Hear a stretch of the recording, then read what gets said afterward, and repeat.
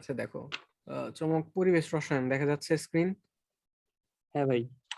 আচ্ছা, পরিবেশ রসায়ন থেকে বেসিক্যালি যেটা পড়বা এই এটা পড়বা, এই যে বায়ুমণ্ডলের সামগ্রিক আয়তনিক সংযুক্তি। এটা কিন্তু ডিরেক্টলি আসে যে বায়ুমণ্ডলে নাইট্রোজেনের পরিমাণ কত পার্সেন্ট, ৭৮.০৯%, অক্সিজেনের পরিমাণ কত, ২০.৭১%। তো এই ভ্যালু গুলো আসে, এগুলো একটু মুখস্থ। ওকে টিএম। আচ্ছা ভাই।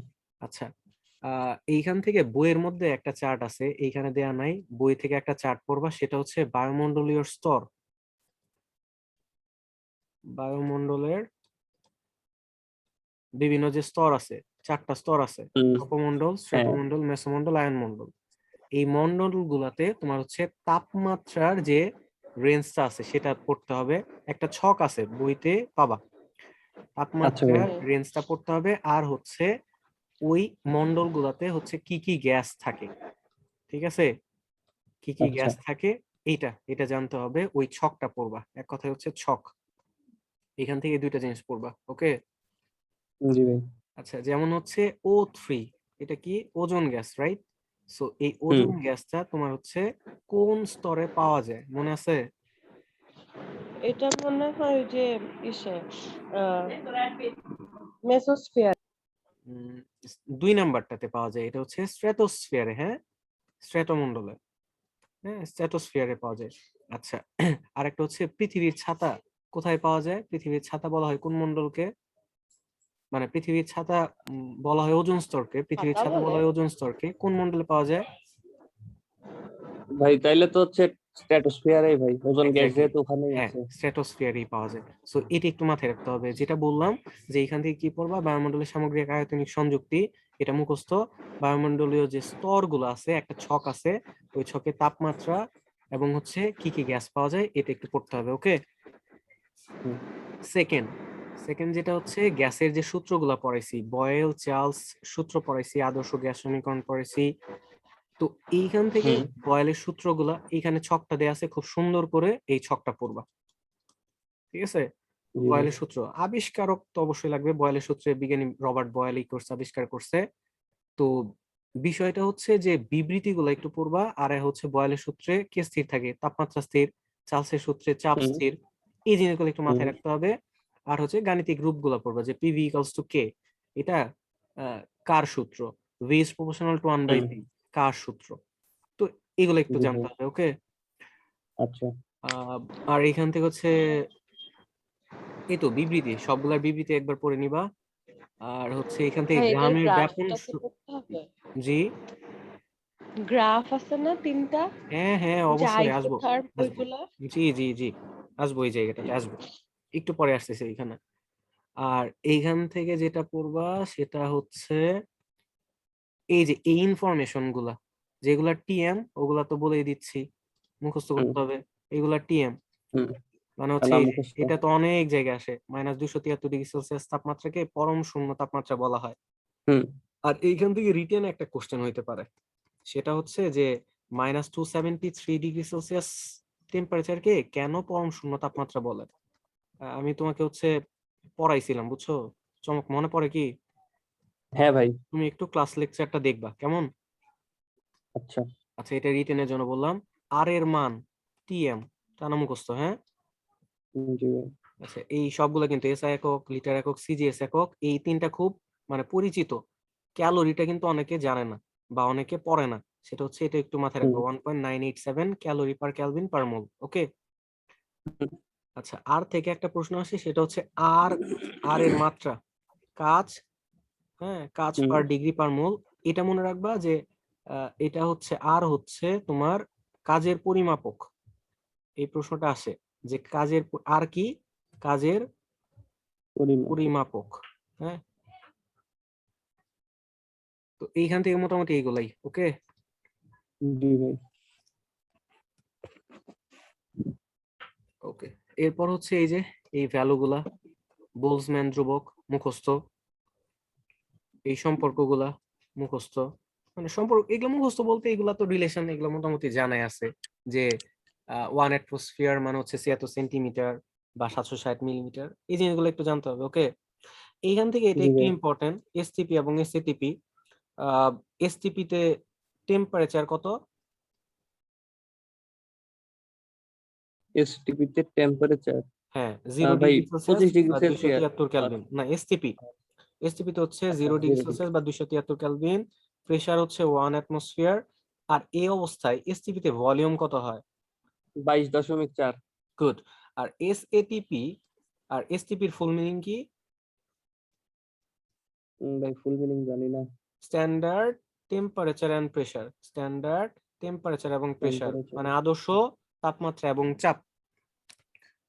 এসটিপি যে কথা, এনটিপিও একই কথা। আচ্ছা, আর এসএটিপি, এসএটিপি মানে হচ্ছে standard atmospheric temperature and pressure. এই অবস্থায় টেম্পারেচার, স্ট্যান্ডার্ড টেম্পারেচার হচ্ছে 25 ডিগ্রি সেলসিয়াস বা 298 কেলভিন। আর প্রেসার হচ্ছে 1 অ্যাটমসফিয়ার বা 1 বারো বলে। কিন্তু ভলিউমটা কত? 24.7 রাইট, 24.8 লিটার। বাট 24 যদি এটা বলা অ্যাকুরেট হচ্ছে 24.789। ওকে, আচ্ছা এটা একটু মাথায় রাখবো কেমন? জি ভাই। আচ্ছা, আর এইখান থেকে মোটামুটি এইগুলো একটু পড়বা।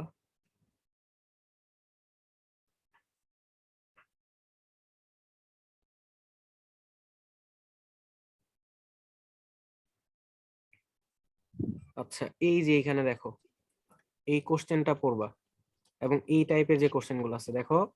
গ্যাসের ক্ষেত্রে ভি বনাম পি, ভি বনাম পি ইনভার্স এবং পি বনাম পি সংক্রান্ত সমুষ্ণ বা আইসোথার্মাল লেখচিত্র অঙ্কন করো। বলতে পারবা এই সূত্রগুলো, এই যে ভি বনাম পি, ভি বনাম পি, ভি ভার্সেস পি, তো এইটা আসলে কোন সূত্রটাকে মেনশন করতেছে? ভাই বয়েল বয়েল চার্লস সূত্র, নাকি কোনটা? বয়েল ভাই। বয়েল ভাই। আচ্ছা, বয়েল ভাইয়ের এটাই করতেছে, হ্যাঁ। তো আমরা তো জানি বয়েলে হচ্ছে তাপমাত্রা স্থির, সো রিলেশনটা হচ্ছে হুম আয়তন এবং প্রেসার মধ্যে। তো বয়েলের সূত্র থেকে আমরা তিনটা গ্রাফ পাই, তাই না? হুম ভি এর সাথে পি এর সম্পর্ক, ভি এর সাথে 1/পি এর সম্পর্ক, আর একটা হচ্ছে পি এর সাথে পি এর সম্পর্ক। তিনটা গ্রাফ পাই এবং এই তিনটা গ্রাফই হচ্ছে তোমার বয়েলের সূত্রকে সমর্থন করে। সো এই যে গ্রাফগুলো আছে, চার্লসের সূত্রে যে গ্রাফ আছে, এগুলো একটু পড়তে হবে। বিশেষ করে বয়েলের সূত্রে এই তিনটা গ্রাফ খুব খুব খুবই ইম্পর্টেন্ট। ভাই গ্রাফটার একটু ব্যাখ্যা দিয়ে দিলে ভালো হতো ভাই, অনেকদিন আগে শিখছিলাম তো। আচ্ছা ঠিক আছে,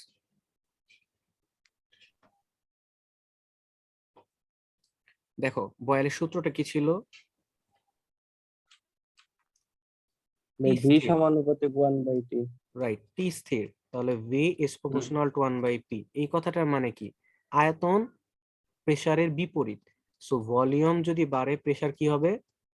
কমবে। কমবে, ভলিউম কমলে প্রেসার বাড়বে। বাড়বে। তাহলে দেখো আমি যদি ভি এবং পি এই দুইটাকে নিয়ে একটা গ্রাফ আঁকি,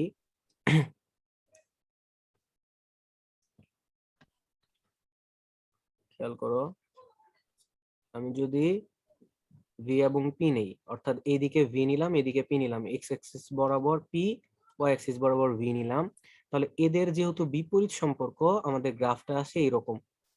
ঠিক আছে,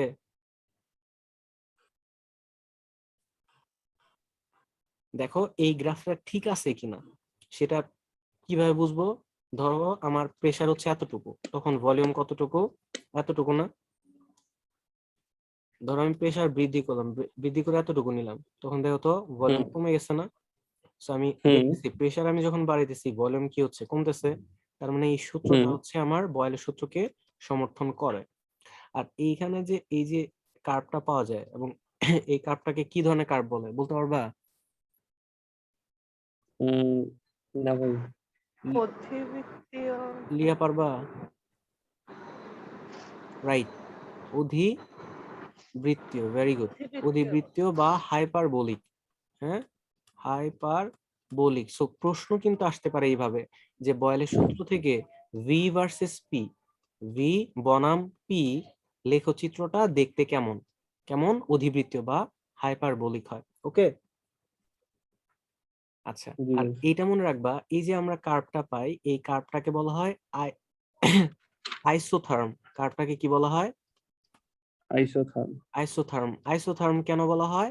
আইসো মানে কি? তাপমাত্রা স্থির আর কি, একই। রাইট, আইসো মানে হচ্ছে একই বা সম, আর থার্ম আসছে থার্মাল থেকে, মানে একই তাপমাত্রা যেহেতু থাকে অর্থাৎ স্থির তাপমাত্রা থাকে, এই জন্য এটাকে আইসোথার্মো বলে। বুঝা গেছে? জি ভাই। আচ্ছা, এরপরে খেয়াল করে দেখো তো, ভি পি এর সাথে বিপরীত সম্পর্ক, কিন্তু 1/p এর সাথে কেমন সম্পর্ক? সমানুপাতিক। সমানুপাতিক। সো আমি যদি এইবার এইদিকে 1/p নেই আর এইদিকে আমি ভি নেই, তাহলে আমাদের গ্রাফটা আসবে হচ্ছে স্ট্রেট লাইন। ঠিক আছে? কারণ হচ্ছে জি ভাই। দেখো সমানুপাতিক তার মানে কি, ভি বাড়লে 1/p ও বাড়বে, ভি কমলে 1/p ও কমবে। সো 1/p কমবে। যখন এতটুকু, দেখো ভি হচ্ছে এতটুকু, 1/p বৃদ্ধি করলাম, দেখো ভি ও বৃদ্ধি পেয়ে গেছে। তার মানে এই যে গ্রাফটা আছে, এই গ্রাফটাও কি করে? বয়েলের সূত্রকে সমর্থন করে। জি ভাই। এবং কি কেমন পাওয়া যায় দেখো, প্রশ্ন করবে এইভাবে যে এক্স অক্ষ বরাবর 1/p স্থাপন করলে, ওয়াই অক্ষ বরাবর ভি স্থাপন করলে, তাহলে লেখচিত্রটা কেমন পাওয়া যায়? উত্তর হচ্ছে কি? উত্তর হচ্ছে স্ট্রেট কি? লাইন। স্ট্রেট লাইন পাওয়া যায়, এবং এই স্ট্রেট লাইনটার নাম কি? আইসোথার্ম। ওকে। জি ভাই। আচ্ছা, এইখান থেকে আমরা যদি একটু ক্যালকুলেশন করি, V is proportional to 1/p, সমানুপাতিক চিহ্ন তুলে দিলে কি আসে? একটা কে আসে। সো হুম এখান থেকে আমরা আলটিমেটলি কি লিখতে পারি? পিভি ইকুয়ালস টু কে লিখতে পারি না? হুম তাহলে পিভি ইকুয়ালস টু কে, এটাও কার সূত্র? বয়েলের সূত্র, রাইট? এবং এই হুম সূত্রটা থেকে কি বলে? এই সূত্রটা বলে যে চাপ এবং আয়তন গুণ করলে সবসময় কি পাওয়া যায়? একটা কনস্ট্যান্ট পাওয়া যায়। যখন টি স্থির, অর্থাৎ তাপমাত্রা স্থির হুম থাকলে তুমি প্রেসার বাড়াও বা কমাও, ভলিউম বাড়াও বা কমাও, প্রেসার এবং ভলিউমের গুণফল সবসময় কি থাকে? কনস্ট্যান্ট থাকে, অর্থাৎ কনস্ট্যান্ট। অপরিবর্তনীয় থাকে। So, আমি যদি খেয়াল করো, আমি যদি এক্স অক্ষ বরাবর পি অথবা ভি যে কোনো একটা বসাই, এবং ওয়াই অক্ষ বরাবর যদি পিবি বসাই, তাহলে আমার গ্রাফটা আসে এক্স অক্ষের সমান্তরাল।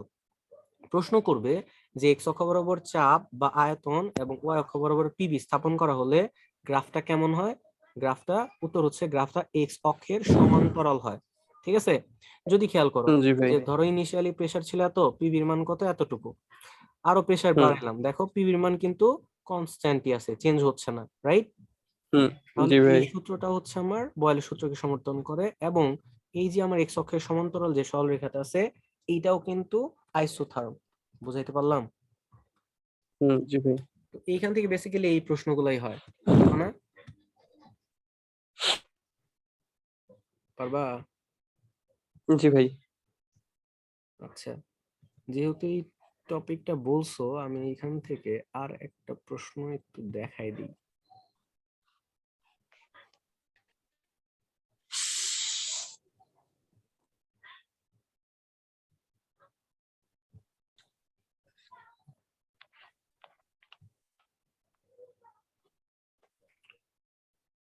বই দেখা যাচ্ছে? জি ভাই। না, বই এখনো আসে নাই ভাই। লোড হচ্ছে, আসছে? এই যে আসছে ভাই, হ্যাঁ। আচ্ছা দেখো তো, এই যে ছক, ছক দেখা যায় কোনো? হ্যাঁ। এই যে এই ছকের কথা বলছি, হ্যাঁ, এই ছকটা একটু পড়বা কেমন? আচ্ছা ভাই। এখান থেকে এই যে পরিসরটা পড়বা আর তাপমাত্রাটা পড়বা। আচ্ছা। আচ্ছা, আর এখন যেটা দেখাই দিলাম, এখন যেটা দেখাইলাম বয়েলের সূত্র থেকে যে গ্রাফগুলা, এই যে এই গ্রাফগুলা একটু খেয়াল করো। এই যে খেয়াল করো, এটা হচ্ছে বয়েলের সূত্রের গ্রাফ, রাইট? হুম এইখানে একটু ভালো করে খেয়াল করো তো, যে এই যে আমার একটা অধিবৃত্ত আছে, এটা হচ্ছে T1, এটা হচ্ছে T2, আর উপরেরটা হচ্ছে কি T3। ওকে, হুম হুম এইখানে এই যে এইটা একটু মুখস্থ রাখবা, একদম মুখস্থ, কারণ এখন বোঝানোর মতো টাইমও নাই, আপাতত দরকার নাই, আমি জাস্ট টেকনিকটা বলে দেই। যদি এইরকম হুম দেয়, দিয়ে তোমাকে বলবে নিচের রিলেশনটা কোনটা, একটু খেয়াল করো, হুম নিচ থেকে উপর দিয়ে গেছে না? T1 T2 হুম T3, তার মানে উপর দিকে হুম যেটা আছে সেটার মানটা সবচেয়ে বেশি। ওকে, আচ্ছা। তোমাকে কিন্তু এইভাবে দিতে পারে, খেয়াল করে দেখো, এটা T3, এটা T2, এটা হুম T1, সেক্ষেত্রে এটা কি হবে? সঠিক ক্রমটা কি হবে? T3, এ হচ্ছে সবার ছোট। এক্স্যাক্টলি, আচ্ছা আচ্ছা। T1টা হবে সবচেয়ে বড়। বুঝাইতে পারলাম? হুম তাহলে হুম হুম এইখান থেকে মনে রাখবা এইখানে যেটা থাকবে একদম উপরে যেটা থাকবে সেটাই বড় মান। ওকে, জি ভাই। এইখান থেকে এই জিনিসটা একটু মাথায় রাখবা। মোটামুটি তাহলে এইখান থেকে গ্রাফ রিলেটেড আর কোনো আটকানোর কথা না। সিমিলারলি এইখানেও এই যে যেটা দেখালাম সেকেন্ড গ্রাফ আর এটা হচ্ছে থার্ড গ্রাফ, সো এইখানেও কিন্তু সেম জিনিস, এই যে T1 T2 T3, এই যে T1 হুম T2 T3, সো এই দেখো T3 T3। সবচেয়ে বড়। ওকে, আর হুম সিমিলারলি এটাও ওই যে পিভি বনাম পি, এটাও যদি হিসাব করে যে T1 হুম T2 T3, so ultimately T3 বড়, মানে ওপরে যেটা থাকবে সেটাই বড়। ওকে, জি ভাই। বা কিন্তু চেঞ্জ করে দিতে পারে, সো এটা একটু খেয়াল করবা। ওকে, আচ্ছা ভাই। আচ্ছা চার্লসের সূত্রটা আমরা জানি তো নাকি? চার্লসের সূত্রে কে স্থির থাকে? চাপ। চাপ স্থির থাকে। সো চার্লসের সূত্রে চাপ স্থির থাকলে তোমার ওইখানেও আমার হচ্ছে কি পাওয়া যায়, আহ তাপমাত্রার সাথে আমার আয়তনের রিলেশনটা পাওয়া যায়, রাইট? হুম তো এইখানে হচ্ছে একটা গ্রাফ আছে, এই যে যেমন হচ্ছে তোমার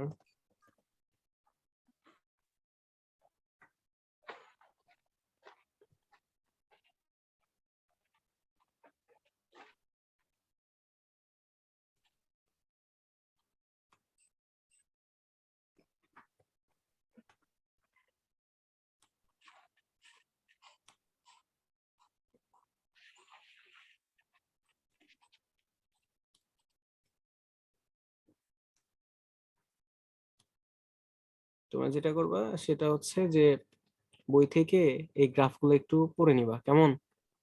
একটু আচ্ছা ভাই। এই এই গ্রাফ থেকে যেটা বললাম এগুলো একটু পড়ে নিবা, গ্রাফ থেকে যতটুকু অংশ বললাম এই, ঠিক আছে? আচ্ছা ভাই।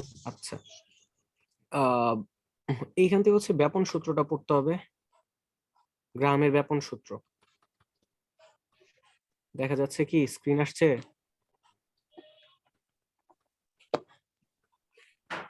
চমক চমক,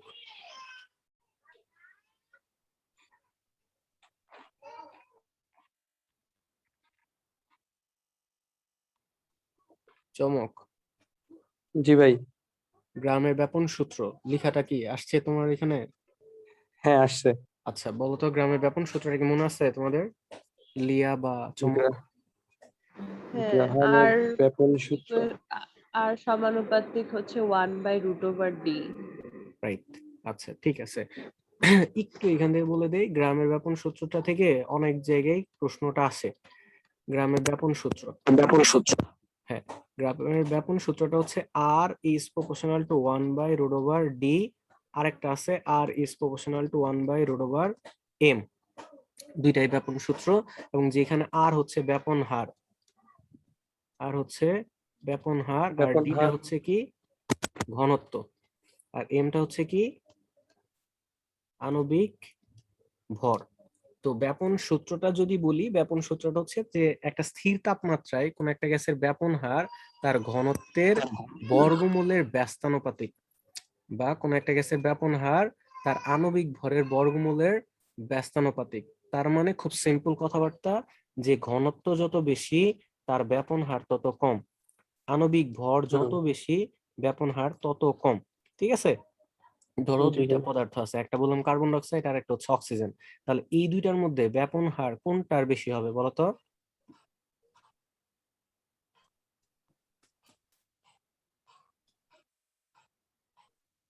ব্যাপন হার কোনটার বেশি হবে? স্যার ঘনত্ব বেশি তো ব্যাপন হার লিয়া, কম। চমক। ভাই কার্বন ডাই অক্সাইডের ব্যাপন হার বেশি ভাই। অক্সিজেনের। ব্যাপন হার বেশি কার? কার্বন ডাইঅক্সাইড, কেন? অক্সিজেনের না? ভাই হ্যাঁ, কার্বন ডাই অক্সাইডের ঘনত্ব বেশি হবে না ভাই? আহ আচ্ছা, ঘনত্ব যদি বেশি হয় তাহলে ব্যাপন হার তো কম। ও আচ্ছা আচ্ছা আচ্ছা। একটু খেয়াল করো, তোমাদের তোমাদের তো আমি ঘনত্ব উল্লেখ করেই দিই নাই, তুমি জানলা কেমনে যে কার্বন ডাইঅক্সাইডের ঘনত্ব বেশি?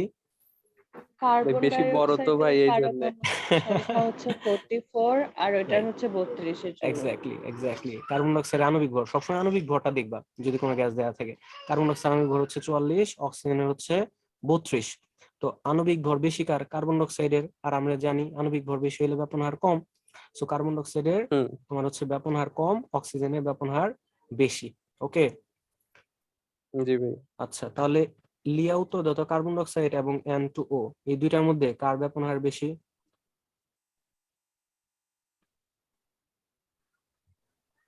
এটা হচ্ছে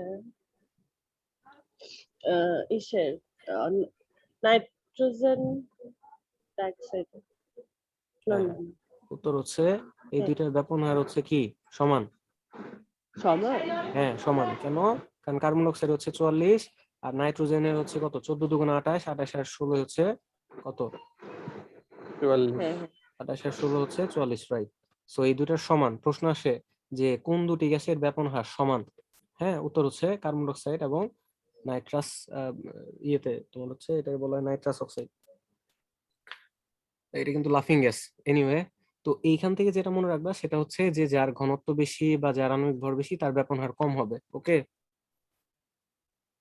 ব্যাপন হার থেকে এই প্রশ্নটা আসে, মাথায় থাকবে।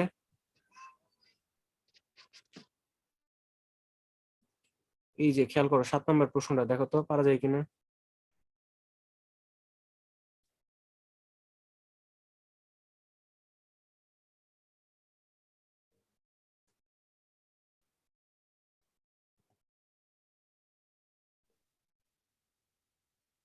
প্রশ্ন দেখা যায় জি ভাই।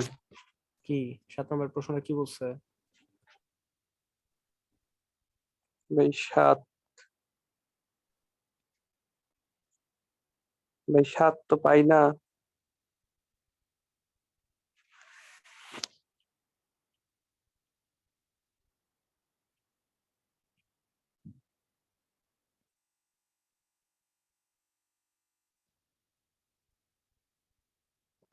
গ্যাসের মধ্যে ব্যাপন হার সমান। ভাই বি, কার্বন ডাই অক্সাইড ও নাইট্রোজেন ডাই অক্সাইড।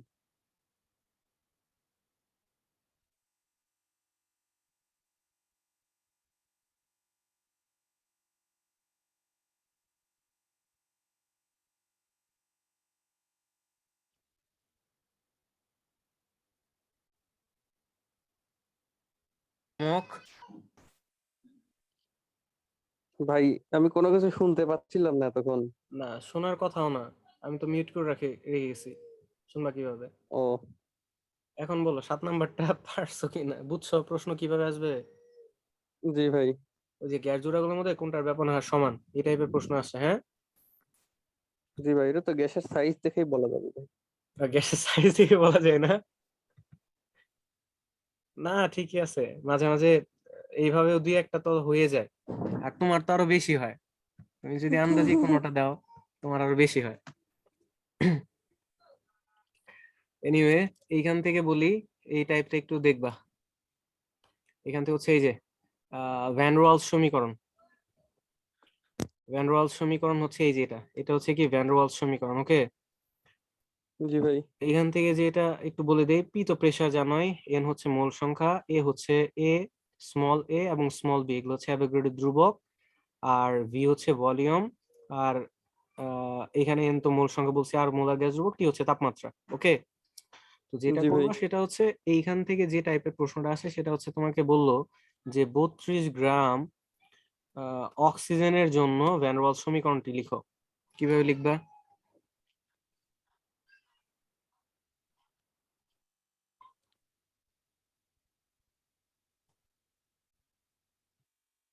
ভ্যান রোয়াল সমীকরণ দেখা যাচ্ছে,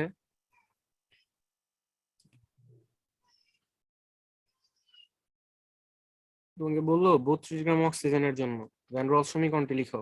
কিভাবে লিখবা?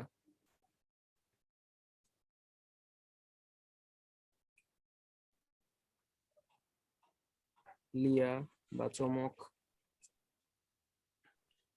32 গ্রাম।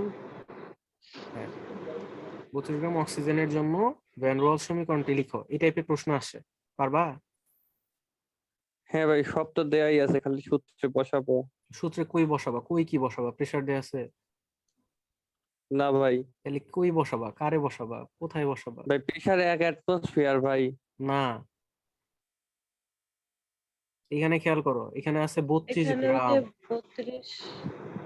রাইট। হ্যাঁ, এই 32 গ্রামটাকে হচ্ছে মোলে নিতে হবে। মোলে নিব, মোলটা বসাই দিব রাইট। সো এই 32 এন ডিভাইডেড এর বাই জায়গায়। 32, সো আলটিমেটলি n এর 1, সো এখানে n এর ভ্যালু 1, এটাই বসাইতে হবে। এই সো আলটিমেটলি এর সমীকরণটা আসবে a by b square v minus b rt, এই যে এটা আসবে, বুঝছো? ওমা জি ভাই। হ্যাঁ, আবার এইভাবে প্রশ্ন আসতে পারে। তাহলে বলো তো 64 গ্রাম অক্সিজেনের জন্য ইকুয়েশনটা কি হবে, দ্রুত বলো। ভাই 2 মল। 2 মোল, রাইট। সো এইভাবে ওই n এর জায়গায় খালি 2 হবে, বুঝছো? জি ভাই। আচ্ছা, আর এইখান থেকে আরেকটা প্রশ্ন আসতে পারে, সেটা হচ্ছে এ এবং বি এর একক। পারবা লিয়া, চমক? না ভাই। আচ্ছা, একটু বলে দেই। এখানে পি এর সাথে এই যে জিনিসটুকু যোগ করছে, এই জিনিসটুকু আসলে কি বলতো? পি কি? চাপ। চাপ। তাহলে এই অংশটুকু কি বলতো? চাপ। আকর্ষণ বল, আন্তঃআণবিক রাইট, আকর্ষণ বল। আকর্ষণ বল, ভেরি গুড, আকর্ষণ বল। কিন্তু এটাও কাইন্ড অফ প্রেসার, রাইট? চাপ। কারণ কি, প্রেসারের ছাড়া তো আর প্রেসারের সাথে প্রেসার, মানে প্রেসার এর সাথে আয়তন তো আর যোগ করা যাবে না, তাই না? প্রেসার সাথে কিছু যোগ করলে সেটা প্রেসারই অবশ্যই। ওকে, সো এটা হচ্ছে একটা pressure N square A by B square, এইটুকু হচ্ছে কি একটা চাপ। তো আমি বলছি এ এর ইউনিট কি, তাহলে দেখো সবগুলোর ইউনিট বসাও তো। এ ইকাল টু কি হবে? P atmosphere. V square by N square. So ultimately আসবে কি, হ্যাঁ বলো চমক। অ্যাটমসফিয়ার, প্রেসার হচ্ছে অ্যাটমসফিয়ার, ভলিউম হচ্ছে কি litre, so litre square. Litre. আর এন এর ভ্যালু হচ্ছে, এন এর একক হচ্ছে mole, so mole square. So ultimately একক আসবে কি এর? Atmosphere litre square per mole square, বুঝছো সবাই? জি ভাই। সো এটা হবে একক, এ এর একক। আর বি এর একক কি হবে বলতো? এখানে ভি মাইনাস এন বি, তাহলে আমি বি থেকে যে এন বি টুকু বাদ দিলাম, এইটুকু কি আসলে ভলিউম, রাইট? ভলিউম। লিটার। এখানে বি ইকুয়ালস টু হবে কি V by N, so ultimately litre per litre mole. Per mole. তো এখান থেকে এই দুইটা জিনিস ভাইয়া পড়বা। একবার বলা যাবে, আমাকে বের করে দিছিল ক্লাস থেকে জি নেটের কারণে। জি জি। আমাকে বের করে দিছিল কিসের নেটের জন্য? জন্য। ওয়াইফাই অনেক ডিস্টার্ব করতেছে। আর একবার একটু বলা যাবে কষ্ট করে? হ্যাঁ হ্যাঁ হ্যাঁ, বলা যাবে। মানে ইউনিটটা কিভাবে বের করছি? হ্যাঁ হ্যাঁ। আচ্ছা, সেটা হচ্ছে আমার সূত্রটা হচ্ছে P plus N square A by V square V minus N V equals to N R T. তো এইখান থেকে আমি এ আর বি এর একক বের করব। সো একটু খেয়াল করো, এখানে আমি পি এর সাথে N square A by V square যেটা যোগ করছি, এটাও এক ধরনের প্রেসার। এখানে তো কোনো সন্দেহ নাই, কারণ হচ্ছে প্রেসারের সাথে কিছু যোগ করলে সেটা অবশ্যই প্রেসারই যোগ করতে হবে।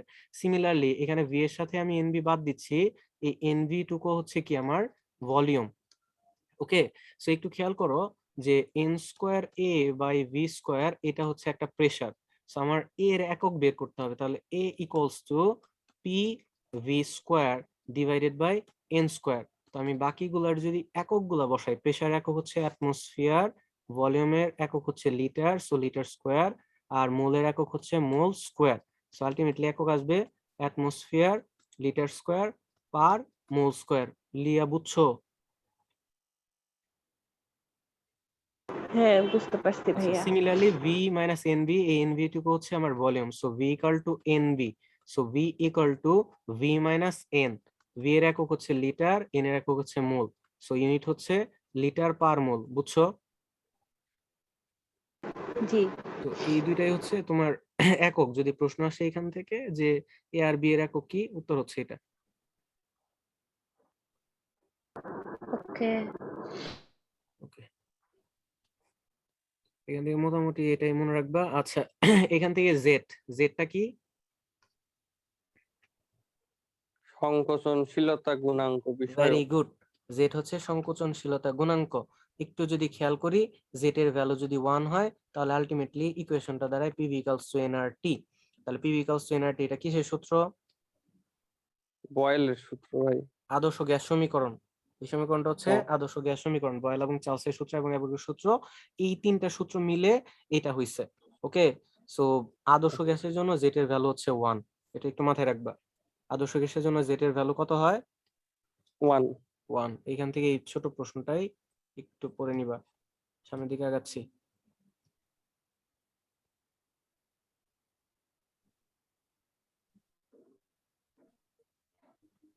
আচ্ছা, মোল নিয়ে আহ, একটা লম্বা সূত্র পড়াইছিলাম, মনে আছে চমক?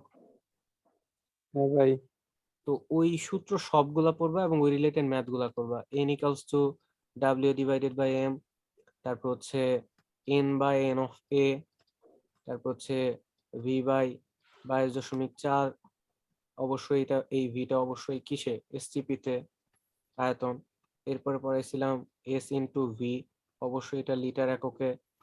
এরপর পড়াইছিলাম আইটি বাই ইএফ, মনে আছে চমক সবগুলা? জি ভাই, হ্যাঁ হ্যাঁ। এবং এই রিলেটেড যে প্রবলেম গুলো আছে সব প্রবলেম গুলো সলভ করবা, এই টাইপের যদি কোনো প্রবলেম আসে। ওকে, আচ্ছা ভাই। আচ্ছা এই 4 নাম্বার যেটা আছে n equals to IT by F, এটা কিন্তু চতুর্থ চ্যাপ্টারের। হ্যাঁ, আচ্ছা আচ্ছা। আচ্ছা এইখান থেকে আরেকটু বলি, n ইকুয়ালস টু আমরা জানি q equals to IT, so q equals to hmm. F হয়, এটা আমি ওইখানেই একটু দেখাই দিব, q ইকুয়ালস টু এনইএফ। তো এটা কিন্তু এখানেও এই ডেরিভেশনটা করা যায়, মাথায় থাকবে। জি ভাই। তো এই টাইপের যতগুলা ম্যাথ আছে সবগুলা কিন্তু করবা, খুবই ইম্পর্টেন্ট, বারবার বলতেছি। এই যে এই যে এই প্রশ্নগুলো সলভ করবা, ঠিক আছে? আচ্ছা ভাই। এই যে টাইপের জন্য। ওকে, এরপর হচ্ছে এখান থেকে এই ছোট ছোট কয়েকটা প্রশ্ন করবো। আচ্ছা আমাদের এটা শেষ হয়ে যাবে, হ্যাঁ তোমরা আবার একটু জয়েন করবা। ওকে, আচ্ছা ভাই। দেখো 6 নাম্বার এখান থেকে এটা মুখস্থ করবা। এই যে কার্বন ডাইঅক্সাইডের সন্ধি বা সংকট তাপমাত্রা, এইগুলা মুখস্থ, টিএম আসে অনেক জায়গায়।